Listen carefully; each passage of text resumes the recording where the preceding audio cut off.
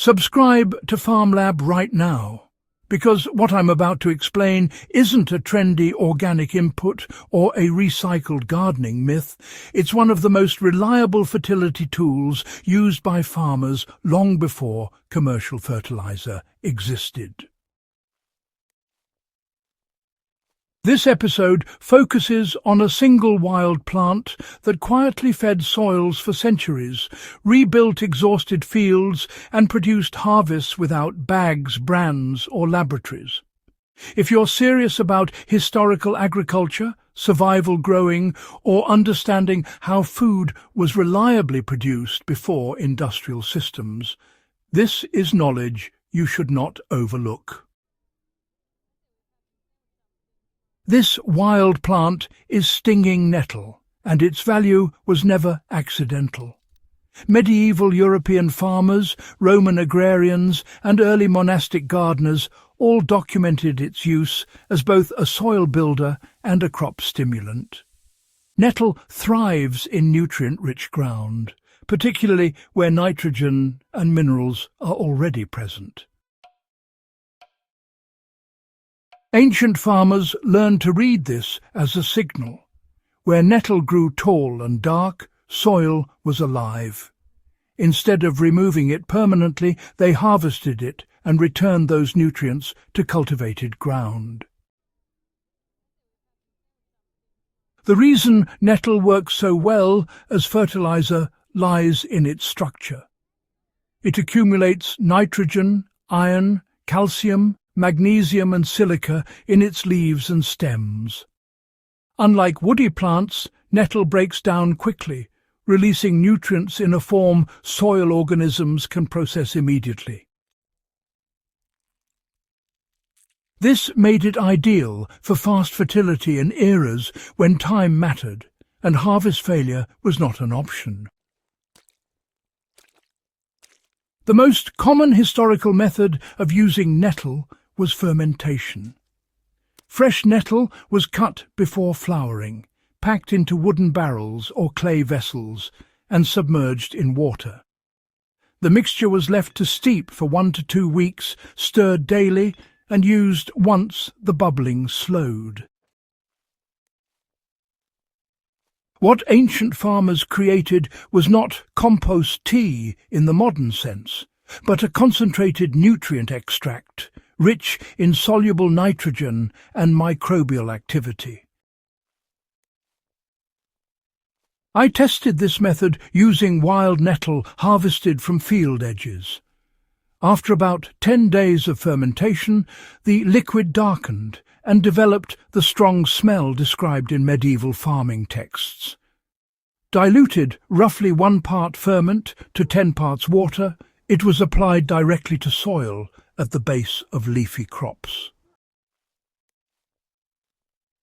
Within days, growth accelerated. Leaves thickened, colour deepened, and new growth emerged without the brittle overstimulation common with synthetic nitrogen.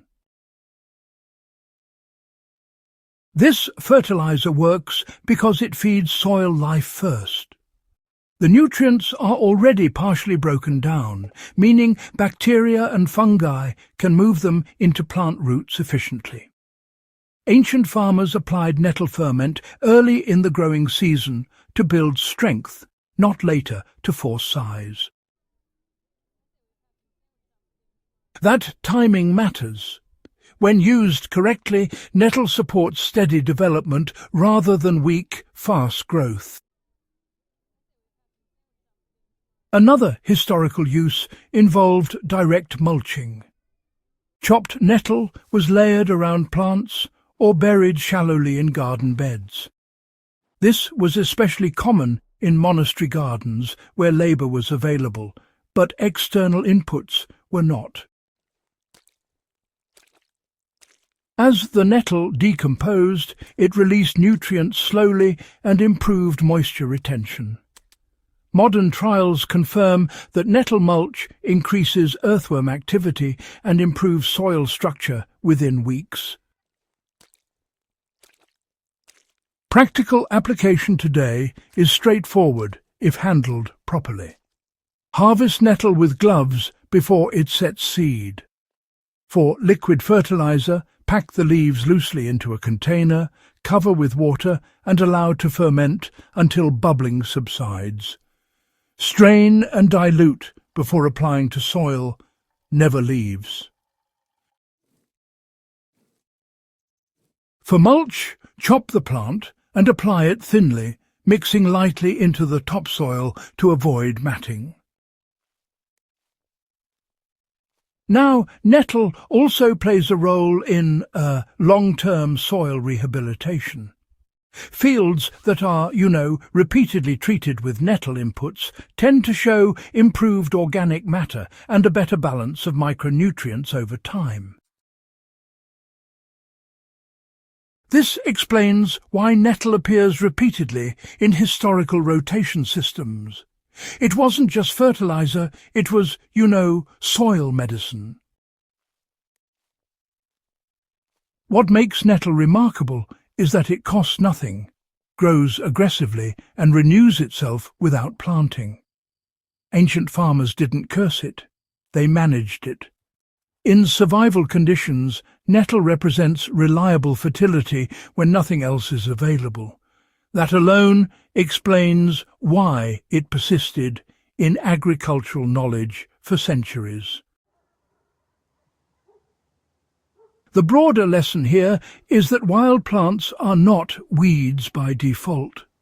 Many exist because they are responding to soil conditions and offering solutions if you understand their role.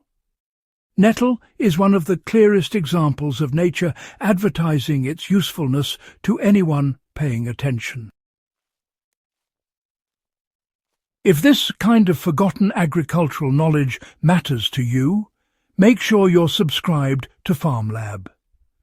Share this episode with anyone interested in sustainable growing, historical farming, or survival food systems, and help keep this knowledge alive by using it, respecting it, and passing it on.